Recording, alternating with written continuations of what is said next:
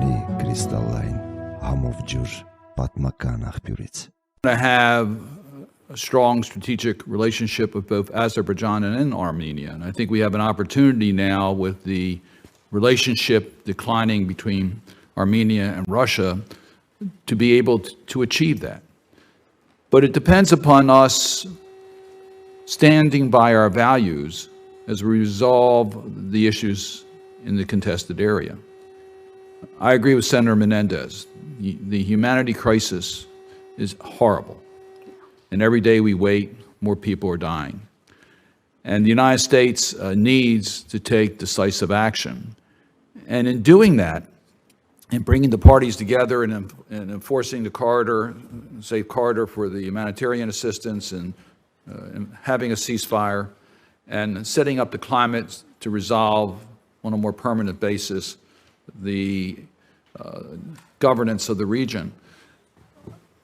But to do that, we have to be able to show that we're serious about this. And I just really want to underscore the point that Senator Menendez said. When you routinely give the waiver under Section 907, you're saying that Azerbaijan has demonstrated steps to cease all blockades and other offensive uses of force against Armenia.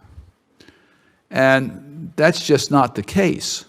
So we lose credibility when that happens, when we aren't prepared to take decisive steps based upon our values. Yes, we want to have a strong relationship with Azerbaijan. They're an important country for us. But as President Biden has said frequently, our foreign policy will be wrapped within our values. And it's difficult for some of us to understand that based upon the actions in that region. I'm going to mention one specific case that was brought to my attention in Azerbaijan, and that is the activist who was imprisoned, Gubad Ibad Uglo.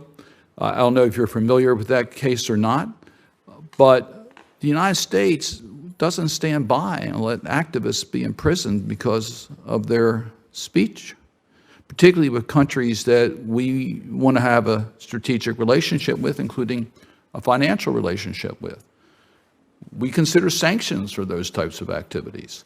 Tell me how the administration is handling those types of activities within Azerbaijan and why the continuation of the waiver doesn't give the wrong signal in trying to resolve the conflict.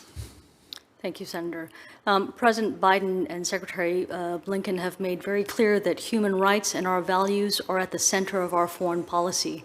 And we take every opportunity to drive that home with all of our partners, every country that we deal with, including with Azerbaijan. And as you rightly point out, we have an opportunity and an imperative to develop a strategic relationship with Armenia as well as Azerbaijan.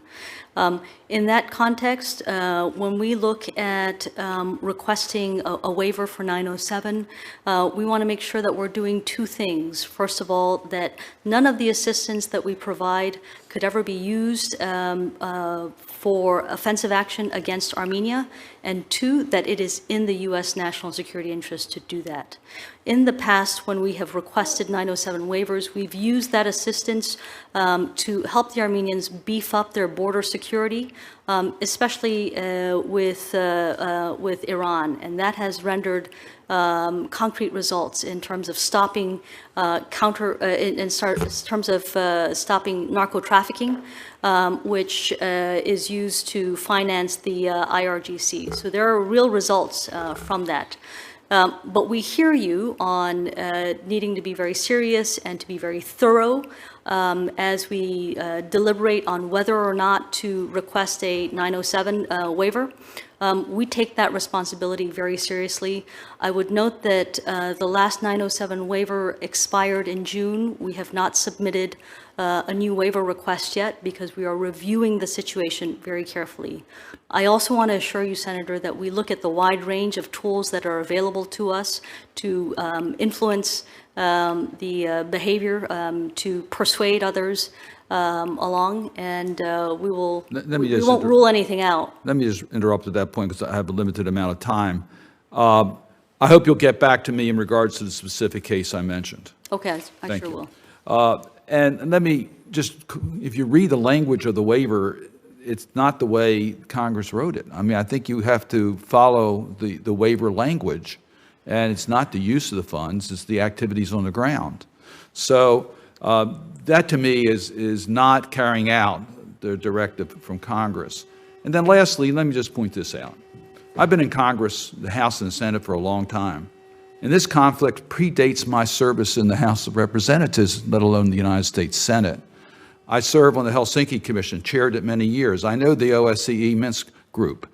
That group started in the 90s and has been declared dead by some, but certainly has not been effective in ending this. We know about the violations of the ceasefires over and over and over again.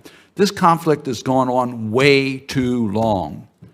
We saw that when we've had long-standing conflicts, U.S. leadership has been instrumental in ending those conflicts. We've seen that in our hemisphere. U.S. leadership is needed desperately to end this humanitarian crisis and give us a path towards a resolution of the conflict. Senator, we agree with you fully. That's why we've got the special advisor, the senior advisor out in the region. We've been engaged for weeks, months, years. That's also why the Secretary of State has personally been engaged in these peace discussions.